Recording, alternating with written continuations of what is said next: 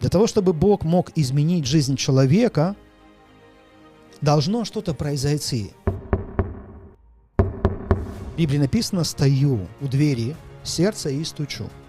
Кто откроет, я войду и буду вечерять там, и буду с этим человеком». Я знаю, что ничто не могло мою судьбу изменить, только Он. Ничто не может изменить жизнь человека, только Бог может изменить.